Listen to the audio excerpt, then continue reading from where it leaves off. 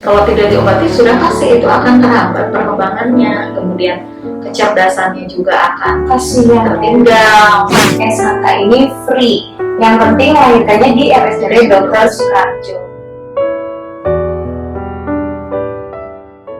Selamat siang, assalamualaikum. Waalaikumsalam. Apa kabar? Ya? Iya, kenalan dulu ya Bu Dokter ya. Aku Dewi Fortuna Bu Dokter. Betul dengan Ibu Dokter Hajah Raden Heni Puspitasari. Iya. Oke, silakan perkenalkan diri dulu Dok. Ya, saya Dr. Heni Puspitasari, spesialis anak. Saya bertugas di RSUD Dr. Soekarjo. Betul. Spesialis anak ya. Oke, kita kan hari ini ngomongin tentang hipotiroid kongenital ya. Nah, pertanyaan yang pertama yang pastinya ini ditunggu-tunggu sama para pendengar juga mungkin masih asing begitu ya Dok ya. Apa yang disebut dengan hipotiroid kongenital ini atau HK? Ya, hipotiroid kongenital ya. Itu maksudnya adalah menurunnya atau tidak berfungsinya kelenjar tiroid yang didapat sejak lahir. Jadi bawaan lahir.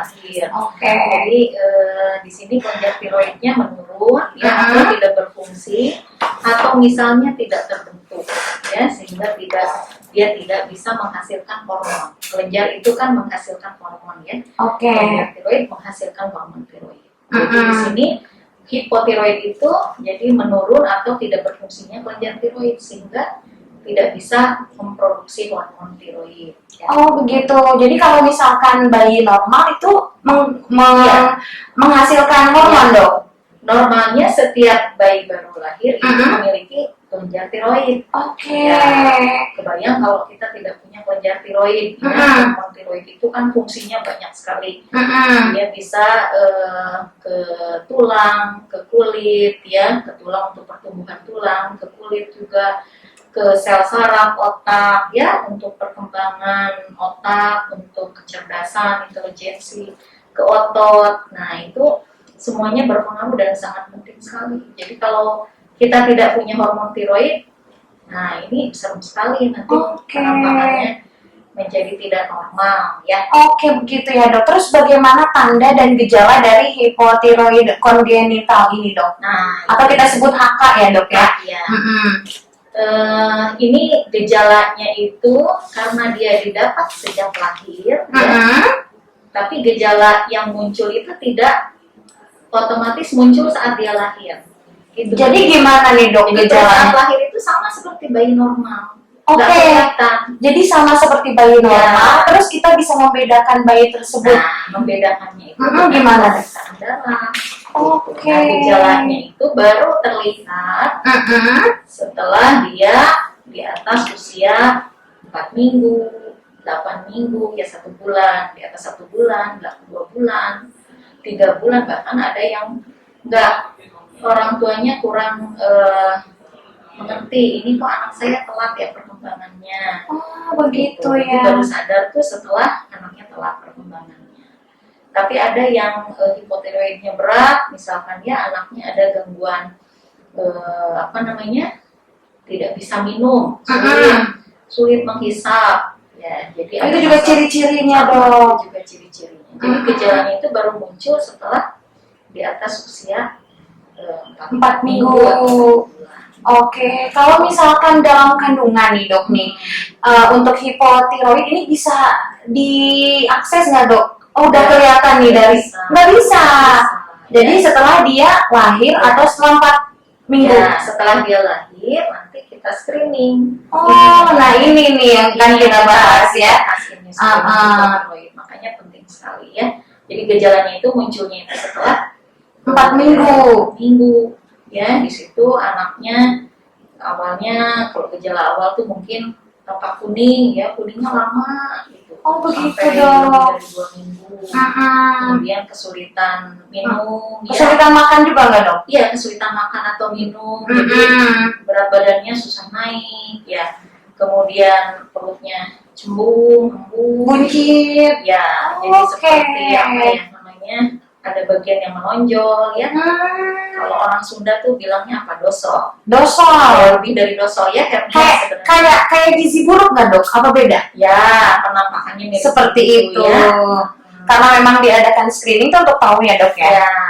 Ini luar biasa nih Wadiyah Balat Galuh. Penting banget apalagi untuk Wadiyah Balat Galuh yang sedang mengandung, persiapkan nih ya dok ya. Jadi nanti bayinya ketika harus di screening itu umur berapa tahun dok? Nah, jadi di sini karena gejala awalnya itu tidak terlihat ya, sama dengan bayi normal, dilakukan screeningnya itu sejak bayi ini lahir ya, dan ini dilakukan pada usia 48 jam. 48 jam sampai 72 jam. Jadi hari-hari setelah hari pertama kehidupan ya.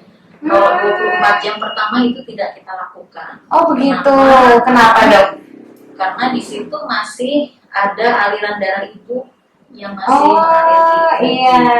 Setelah 24 jam biasanya sudah mulai berkurang dan itu sudah 80%, 90% sudah aliran darah bayi murni. Oke, baru bisa dilakukan screening. Ya, karena nanti kalau kurang dari 48 jam nanti menjadi positif palsu. Oh gitu dong. Ya, jadi positif tapi palsu. Bukan hipotiroid. Gitu. Benar-benar ada aturannya ya dok ya.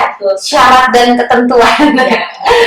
Oke, luar biasa ya dok ya. Kita jadi banyak ilmu dok, banyak sharing juga untuk Wadiyah Balat Galuh juga mungkin yang pengen tanya-tanya lewat WhatsApp boleh ya Bu Dokter ya.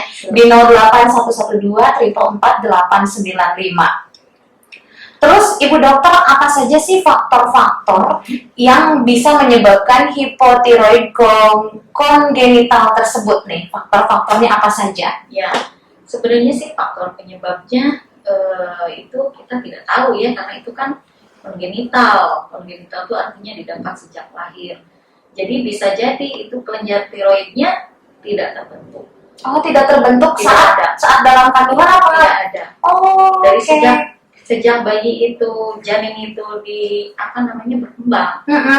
Jadi tidak ada. Atau bisa jadi kelenjar tiroidnya itu kecil, ada tapi ukurannya kecil. Jadi setiap bayi ini ya dok, setiap bayi itu mempunyai ukuran yang berbeda-beda begitu dokter? Ya, tapi ada normalnya. Oh, ada normalnya tetap. Ya. Tapi pada beberapa kasus, misalnya seperti hipotiroid ini, ada yang ketika diperiksa scintigraphy, pemeriksaan lanjutan ya, scintigraphy atau tiroid, ternyata kelenjar tiroidnya tidak ada. Nah, gitu. Atau ada yang dia kelenjar tiroidnya ada tapi ukurannya kecil sekali, sehingga hormon yang diproduksinya pun sedikit, makanya perlu ditambah. Ibu dokter. Jadi hormonnya bisa ditambah dok? Atau bisa jadi misalkan ada gangguan metabolisme yodium, jadi kekurangan yodium. Hati-hati di daerah-daerah yang kurang yodium. Jadi kita harus selalu minum yang mengandung yodium. Itu juga untuk pembentukan tiroid pada ibu-ibu hamil ya, supaya anaknya bagus. Oke, begitu ya ibu-ibu hamil, tolong diperhatikan. Terus Ibu Dokter, apakah ada pengobatan untuk HK tersebut dan berapa lama pengobatannya Bu Dokter? Ya, karena ini dia hipotiroid, artinya menurunnya fungsi tiroid, artinya hormon tiroidnya tidak diproduksi, tidak dibuat, maka dia harus mendapat pengobatan atau mendapat hormon tiroid seumur hidup. Seumur hidup ya, itu kalau tidak terbentuk kelenjarnya. Tapi kalau misalkan kelenjarnya ada, atau misalkan kelenjarnya ada hanya terganggu saja, ya mungkin itu tidak perlu seumur hidup. Bisa sembuh begitu dong. Ya, nanti itu pengobatannya akan rutin terus dilakukan, dia minum obat ya. Dan itu ditanggung semua oleh BPJS. Oleh BPJS ya dok ya. Ada ya. Jadi nanti tergantung begitu dia positif, misalnya kemudian ada pemeriksaan lanjutan, lalu diobati.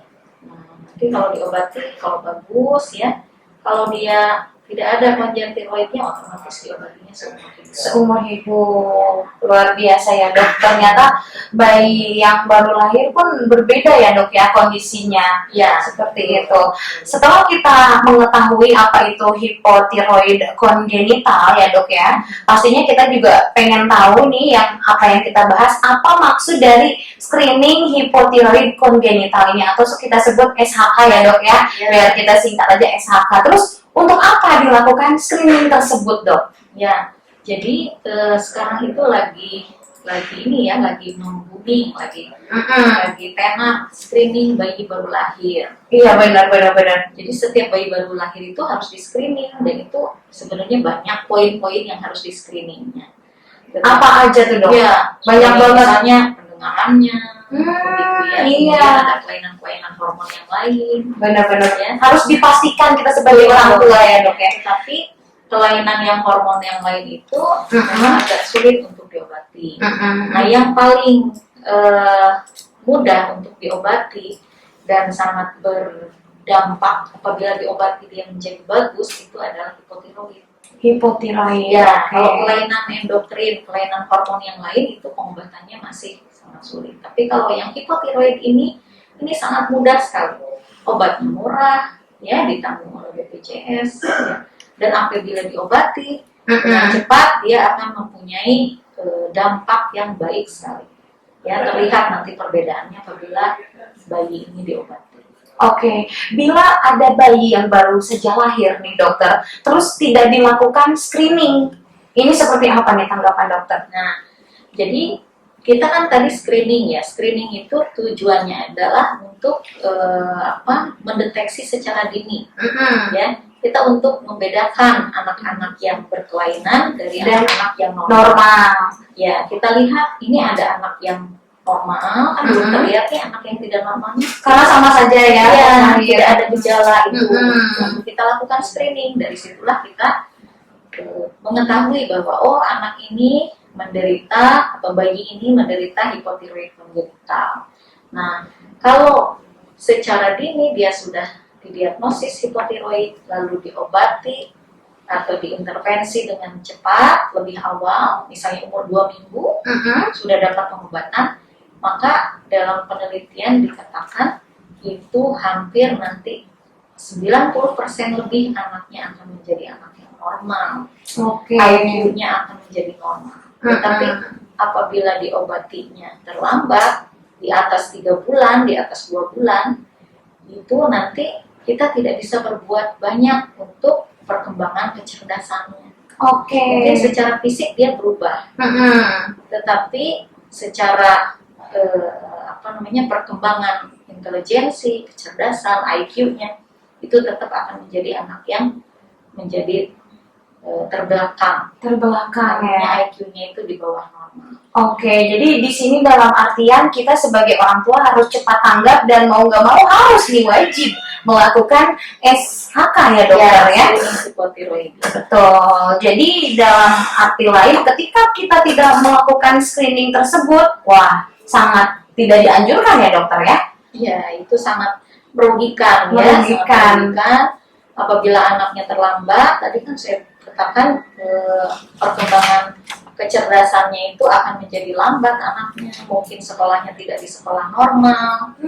Iya, secara fisik dia harusnya anak 10 tahun, umurnya 10 tahun, tapi penampakan fisiknya sama dengan anak umur 3 tahun, 4 tahun, jadi cebol, pendek perawakannya, ya. Begitu ya dok. Kemudian lamban, berpikirnya terlambat, IQ-nya juga mungkin di bawah rata-rata, sehingga sekolahnya pun mungkin akan sekolah di luar biasa. Iya, beda dengan anak normal. Iya, nah itu kan membutuhkan pengorbanan orang tua ya. Betul. Pengorbanan orang tua secara ekonomi juga butuh lebih banyak. Ya, jadi dan kerugiannya lagi untuk apa? Untuk generasi penerus bangsa ini. Betul. Bagaimana bangsa ini akan berkembang kalau generasinya seperti itu, cebol, terbelakang, ya bagaimana bangsa kita akan maju? Betul. Ya, jadi makanya pemerintah ini sebenarnya sudah ada Permenkesnya itu Mbak Dewi. Udah memfasilitasi juga sudah ya. Ada Permenkesnya 2014 bahwa harus dilakukan screening hipotiroid kongenital pada bayi usia 48 sampai 72 jam. Oke. Ya. Siap Ibu Dokter. Jadi sekarang bayi yang lahir tuh diwajibkan begitu Ya, ya. Seharusnya begitu. Tetapi saat ini yang baru difasilitasi itu hanya di rumah sakit pemerintah itu. Termasuk di RSUD Dr. Soekarjo tersedia ya. Jadi ketika misalkan aku melahirkan, silakan Ibu Dokter screening gitu ya. Demi kelegaan hati juga biar plong. Oh, anaknya sehat. Usianya terbatas ya, 48 sampai 72 jam. 48 sampai 72 jam. Nah, ketika bayi lebih dari 72 jam, kan itu udah nggak bisa di-screening dong? Itu jadi nanti pemeriksaan darah biasa itu lebih mahal. Jadi pemeriksaan darah biasa maksudnya. Nanti lebih mahal, mungkin ya di atas 500.000 itu nanti. Sementara kalau untuk screening begini kan murah ya. Bisa ditanggung BPJS ya, yang jelas bisa ditanggung BPJS ya. Oke, luar biasa tuh ya Widya Galuh. Silahkan untuk ibu-ibu hamil dipersiapkan nanti screeningnya ya Ibu Dokter ya. Untuk screening sendiri difasilitasi oleh rumah sakit ya Dok ya? Rumah sakit RSUD Dr. Soekarjo. Oke, sudah dapat bantuan. Betul. Kalau Ibu Dokter sendiri di dalam di lapangan menemukan nggak kasus yang memang orang tuanya tidak mengizinkan untuk screening, ada nggak? Nggak ada kayaknya. Sejauh ini sih sebelum kita lakukan screening, kita inform konsen dulu. Ya, kasih sosialisasi dulu. Kita edukasi dulu, inform konsen untuk apa sih screening ini dilakukan sampai orang tuanya mengerti. Ya, baru kita periksa. Kita ambil sampel darahnya ya. Oke, siap Ibu Dokter. Ada pertanyaan lagi, bagaimana prosedur pengambilan sampel untuk SHK tersebut? Tapi sebelum ke pertanyaan tadi, ini ada pertanyaan dulu yang masuk dari Fajri di Cihideng Balong. Ketika tidak mempunyai BPJS, apakah SHK ini ada administrasinya berapa atau bagaimana Ibu Dokter? Ya. Kalau lahirnya di RSUD Soekarjo itu kan kebetulan kita ada bantuan ya. Oke. Ada bantuan dari Kemenkes, jadi tidak melihat apakah dia BPJS atau tidak. Oke, jadi tidak ada biaya. Ya, kalau di RSUD Dr. Soekarjo karena kita dapat bantuan. Wah, luar biasa ya. Bantuan. Jadi selama bantuan itu ada ya, kita masih free ya. Oke, begitu ya Widya Galuh. Jadi sekali lagi SHK ini free. Yang penting melahirkannya di RSUD Dr. Soekarjo. Yang penting ada tanda tangan persetujuan langsung, gitu ya. Oke, terima kasih Ibu Dokter. Silakan untuk Widya Galuh yang melahirkan begitu ya, segera di screening begitu ya Bu Dokter ya, biar terdeteksi sedini mungkin. Untuk pertanyaan tadi yang sempat ngegantung nih Dok, bagaimana prosedur pengambilan? Bagaimana prosedur pengambilan sampel untuk SHK ini? Apakah diambil darah biasa apa gimana? Kita kan nggak tahu Dok. Bisik-bisik Dok. Bagaimana nih Dok? Penting sekali ya. Jadi orang tua tuh harus tahu apa sih SHK, kenapa disebut kok kesannya eksklusif banget ya. Jadi ini metode pengambilannya juga berbeda ya dari pengambilan darah biasa. Kalau yang lain itu diambil dari darah pembuluh darah vena, kalau ini diambilnya itu dari tumit bayi. Tumit kaki? Ya, tumit kaki. Tumit ini kaki. Iya benar juga Dok. Tumit bayi, nanti dia bukan pakai jarum biasa yang diambil darah ditarik gitu, disedot enggak, tapi ada khusus ya. Ada khusus alatnya, itu pun sama di dropping dari Kemenkes juga.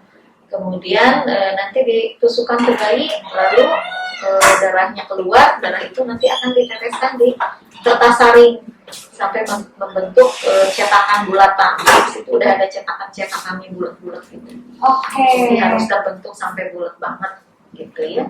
Itu aja, hanya itu aja, sederhana sekali. Sederhana sekali ya Dok ya. Tusuk, kemudian nanti keluar darahnya ditempel-tempelin di kertas saring sampai membentuk bulatan. Ketika sudah membentuk bulatan, itu berarti ya itu kalau sudah ya sudah, nanti kita keringkan, lalu nanti akan kita kirim. Jadi nanti diperiksanya itu di Bandung. Oh, diperiksanya di Ya, Bandung, bukan di Tasik. bukan di Tasik. Ya, nanti akan kita kirimkan, tapi nanti dikoordinir oleh Dinas Kesehatan. Oke, Ya. jadi untuk orang tua si bayi hanya mendapatkan informasinya saja, begitu dok? Ya, nanti dari Bandung akan dikirimkan informasi ke RSUD. Daftarnya bayi anu, misalnya yang normal, yang positif, yang mana. Kalau yang positif mungkin nanti akan ada pemeriksaan lanjutan. Betul. Terus untuk jangka waktunya nih dok, misalkan ada ibu yang baru melahirkan, terus 4 minggu kemudian bayinya di SHK, berapa lama jangka waktu untuk mengetahui positif atau tidak ya dok? Tadi kan SHK nggak 4 minggu, 48 jam. 48 jam, oh iya. Setelah diambil darah, kita kirimkan itu paling telat sih katanya ya. Saya juga kan, kita hanya menunggu aja ya. Kalau Betul. katanya hasilnya akan dikirimkan seminggu, paling lambat seminggu sampai 2 minggu. Seminggu sampai 2 minggu. Ya, jadi nanti diharapkan kurang dari 2 minggu umurnya bayi itu sudah tahu ini hipotiroid bukan. Nah, jadi di bawah 2 minggu mudah-mudahan dia sudah tahu statusnya. Kalau hipotiroid nanti akan kita obati. Oke, begitu ya. Jadi mudah-mudahan di sini kepada orang tuanya juga benar-benar memberikan motivasi untuk para tim kesehatan ya dok ya, memberikan keleluasaan untuk anaknya di screening. Terus untuk pertanyaan selanjutnya nih dokter, kalau misalkan SHK ini tidak dilakukan, apakah bisa diperbaiki pertumbuhannya nih dok?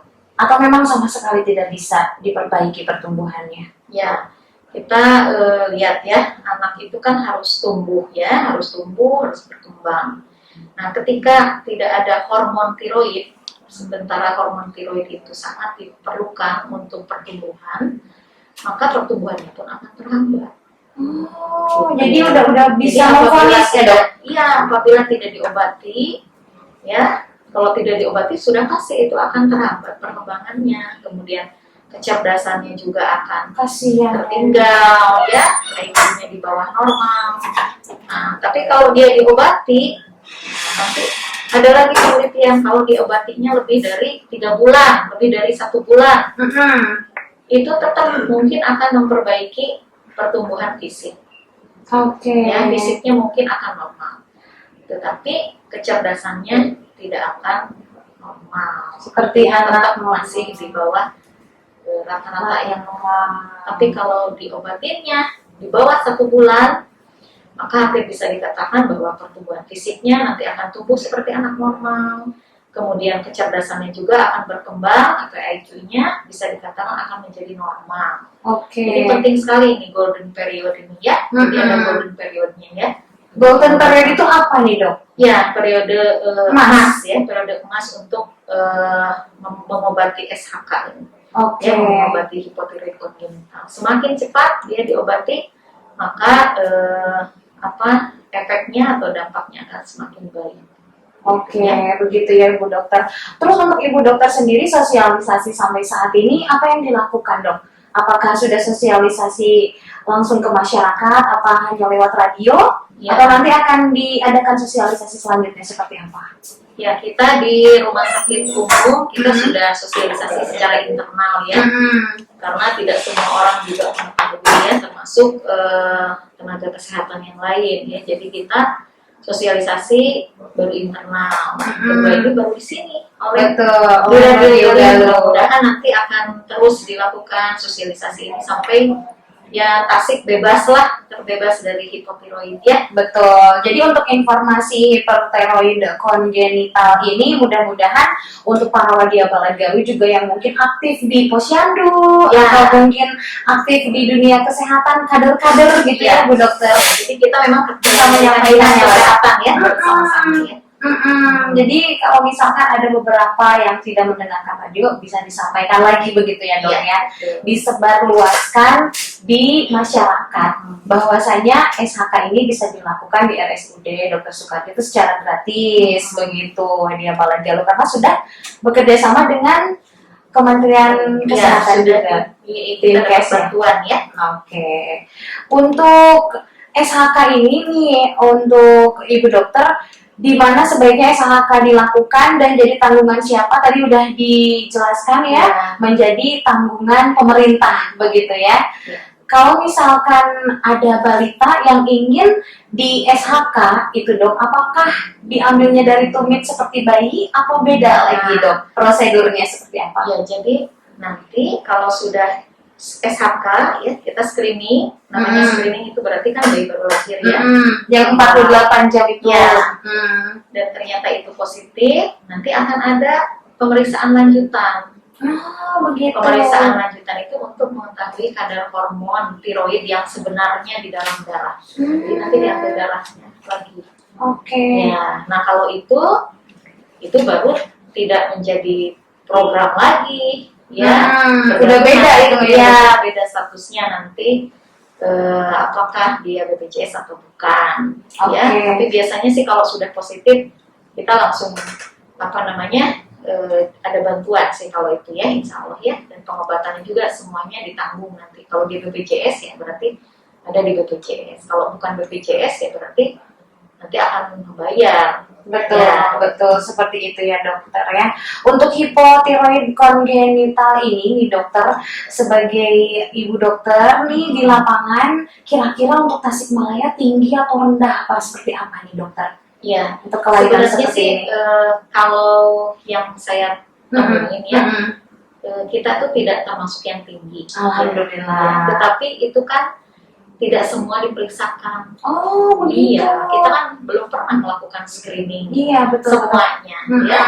Paling juga yang biasa rutin melakukan screening hanya paling sekitar di bawah 5%. Di bawah 5% ya. Jadi tidak bisa kita menyimpulkan bahwa Tasikmalaya ini tidak ada hipotiroid, tidak bisa ya. Pasti ya mudah-mudahan sih tidak pernah ya. Saya pernah ada 1-2 kasus menemukan ya, tapi itu juga tidak terlalu berat ya. Itu anaknya udah besar ya, udah besar ya, sudah di atas 5 tahun. Udah di atas 5 tahun ya Bu Dokter ya. Terus untuk kakak ini dok, apakah termasuk, ada nggak kasus yang termasuk penyakit bawaan nggak dok? Iya, ini kan kongenital ya, ini kongenital, jadi sudah didapat dari lahir. Orang tuanya enggak dari orang tuanya tidak dok, tidak diturunkan. Oh, ya. tidak diturunkan. Itu diturunkan. Jadi hipotiroid kongenitalnya tidak diturunkan. Oh, jadi bisa saja dalam arti orang tuanya normal. Oke, luar biasa tuh ya Widya Balanjalo, kita jadi banyak ilmu yang kita sharing di kesempatan siang hari ini ya dok ya. Ada pertanyaan lagi, ketika SHK dilakukan sebelum 48 jam itu bisa atau tidak Bu Dokter? Ya, jadi tadi kan saya sudah jelaskan ya, kalau bayi baru lahir 24 jam pertama itu masih ada aliran darah ibu yang mengalir di bayi. Betul. Jadi kalau kita memeriksa di 24 jam pertama itu bisa saja, tetapi hasilnya false positif. Betul. Jadi ya, tidak palsu. Ya, nanti harus diulang lagi ya. Nah, jadi sebaiknya pemeriksaan itu adalah 48 jam sampai 72 itu yang terbaik. Itu yang terbaik. Ya, kalau tidak bisa ya berarti kurang dari 48 jam, kurang sedikit boleh lah. Boleh lah ya, kurangnya sedikit gitu ya. Oke, Bu Dokter. Untuk pertanyaan selanjutnya nih, Bu Dokter, SHK ini programnya dari kapan sampai kapan, Bu Dokter? Nah, ini kita baru dapat bantuan tuh dari Kemenkes. Setahu saya itu harus habis sampai bulan November. Oke. Ya, sampel yang kitnya itu yang dikirimkan ke kita itu harus habis sampai November. Oke. Dan sampai saat ini sih yang harus dilayani, yang bisa dilayani itu adalah yang lahir di RSUD Dr. Soekarjo. Kebetulan ini ada yang tanya juga ini lewat WhatsApp, Ibu Dokter, kalau saya lahiran di tempat lain, apakah bisa di screening di RSUD? Berarti jawabannya tidak bisa ya dok? Iya. Ini masih yang lahir di RSUD Dr. Soekarjo. Seperti itu. Terima kasih Ibu Dokter. Dan untuk pertanyaan terakhir, Ibu Dokter, di penghujung acara kita, apa pesan untuk ibu-ibu atau calon ibu terkait dengan SHK ini yang sangat-sangat penting yang sudah kita bahas? Ya, untuk ibu-ibu yang sedang hamil atau merencanakan kehamilan ya, nah itu sesuai tadi yang sudah saya paparkan, saya menghimbau bahwa setiap bayi baru lahir itu sebaiknya dilakukan screening, ya. Betul. Nanti silahkan screening bayi baru lahir ini biasanya dilakukan di hari-hari pertama kehidupan, ya. Jadi sebaiknya nanti dikonsultasikan ke dokter anaknya masing-masing, Betul. ya, di tempat ibu-ibu melahirkannya di mana, ya. Kenapa harus dilakukan screening ini? Karena kita bisa mendeteksi secara dini. Betul. Kalau kita bisa mendeteksi secara dini, berarti kita bisa melakukan diagnosis secara dini. Nah, dari situ kita bisa cepat untuk melakukan penanganan kalau ada terjadi kelainan, sehingga Betul. nanti tidak terjadi dampak yang tidak kita inginkan, ya. Betul. Sehingga anak itu nanti bisa tumbuh, bisa berkembang Dengan optimal, baik, ya, dengan baik, dengan optimal, ya, sesuai potensi genetiknya, ya. Jadi tidak ada lagi anak-anak yang terlambat pertumbuhannya atau perkembangannya terlambat, ya, cacat mental atau sebagainya, ya. Mudah-mudahan nanti screening bayi baru lahir ini atau screening hipotiroid ini merupakan entry point dari seluruh screening bayi baru lahir, ya. Mudah-mudahan di Indonesia nanti bisa dilakukan semuanya itu screening Betul. bayi baru lahir. Amin. Jadi Ya. tidak hanya hipotiroid kongenital saja. Dan pastinya untuk memaksimalkan generasi bangsa, Ya, ya, dokter. betul sekali, itu tujuan utamanya adalah untuk kemajuan, ya, bangsa ini sehingga generasi penerusnya akan bagus, ya, Betul. tidak ada yang terbelakang. Amin ya robbal alamin. Mudah-mudahan bayi-bayi yang dilahirkan pada sehat ya Ibu Dokter ya. Amin. Oke, terima kasih banyak Ibu Dokter Haja Raden Heni Puspitasari. Terima kasih banyak waktunya, ilmunya Ibu Dokter yang luar biasa. Iya, sama-sama Mbak Dewi. Terima kasih juga untuk pihak RSUD Dr. Sukarjo. Kita pamit ya Dok ya. Ya. Wassalamualaikum warahmatullahi wabarakatuh.